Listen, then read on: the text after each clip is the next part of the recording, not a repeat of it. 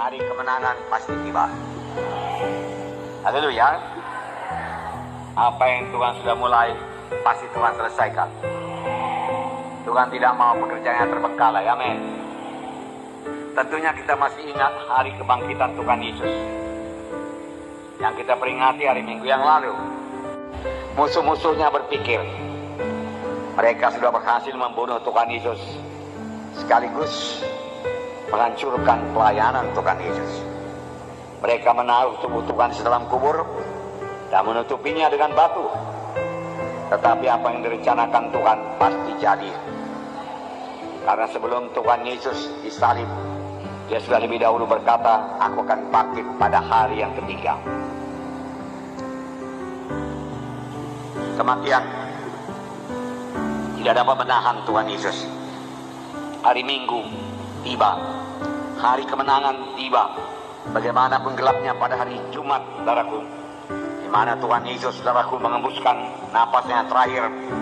Kelihatannya segala sesuatu sudah berakhir, sudah selesai.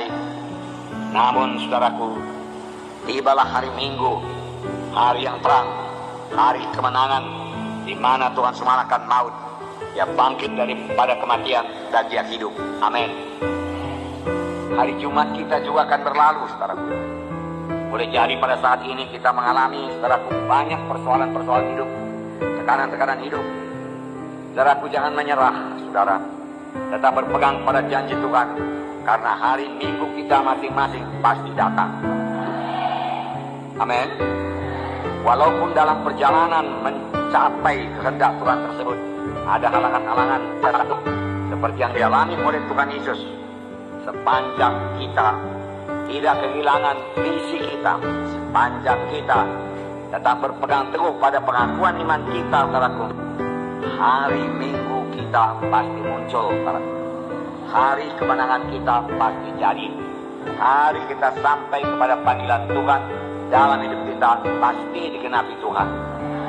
Hari di mana visi yang diberikan Tuhan kepada kita pasti digenapi Tuhan. Amin, saudara. Nah, Tuhan pasti menyelesaikan apa yang sudah dimulai Tuhan dalam hidup kita. Panggilan Tuhan yang begitu indah dalam hidup kita, visi yang sudah diberikan Tuhan pada kita, pasti digenapi Tuhan sepanjang kita tidak mundur dari iman.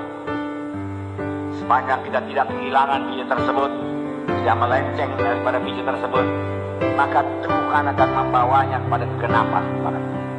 Walau untuk mencapainya banyak halangan-halangan, banyak saat-saat yang gelap, bahkan banyak penderitaan atau sengsara seperti yang dialami Tuhan Yesus. Tapi apa yang sudah dimulai Tuhan dalam hidup saudara, pasti Dia genapi. Tuhan Yesus bicara kepada kita melalui visi, salah satu melalui visi. Tuhan tumbuhkan dalam kita satu visi, satu cita-cita. Jangan bergantung pada perasaan dan penglihatan. Kadang-kadang perasaan dan penglihatan berbalikan dengan visi yang diberikan Tuhan kepada kita. Kalau sempat nanti saya akan bacakan Yusuf kepada saudara, di mana Tuhan menjanjikan dia jadi memperoleh kedudukan yang tinggi, di mana saudara-saudara bahkan orang tua yang datang menyembah kepadanya. Tapi sebelum mencapai visi tersebut, sebelum genap mencapai visi tersebut, saudaraku, Yusuf mengalami kebalikan daripada visi tersebut, yaitu jadi budak belia, kemudian difitnah, masuk penjara. Tapi satu perkara, Yusuf tidak pernah mempersalahkan Tuhan. Yusuf tidak pernah mengeluh kepada Tuhan. Dia tidak pernah berkata, Tuhan, Kau berikan aku visi yang besar, kenapa ini jadi pada aku, Tuhan? Aku tidak mengerti, gak masuk di akalku, Tuhan. Saudaraku, untuk mengerti Tuhan jangan pakai akal, Tuhan. Dia tidak berkata demikian. Dia tetap pada visinya. Dia yakin itu pasti jadi. Maka 15 tahun kemudian jadi Perdana Menteri Mesir.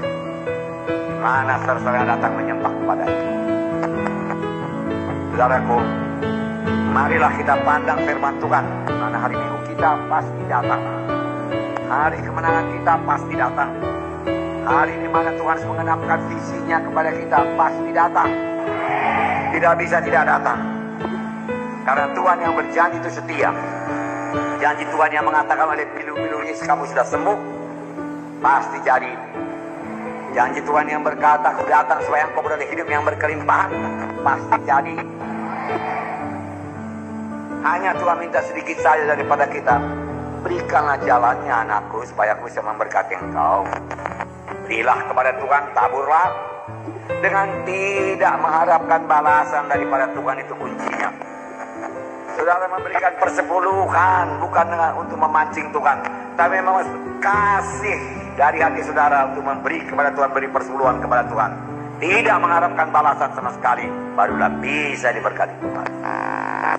Saudara yang kasih dalam nama Yesus, bagaimana itu bisa jadi? Kalau Tuhan sudah memberikan visi, satu cita-cita yang kuat dalam hati saudara, setia saja. Tuhan akan membawanya pada kenyataan.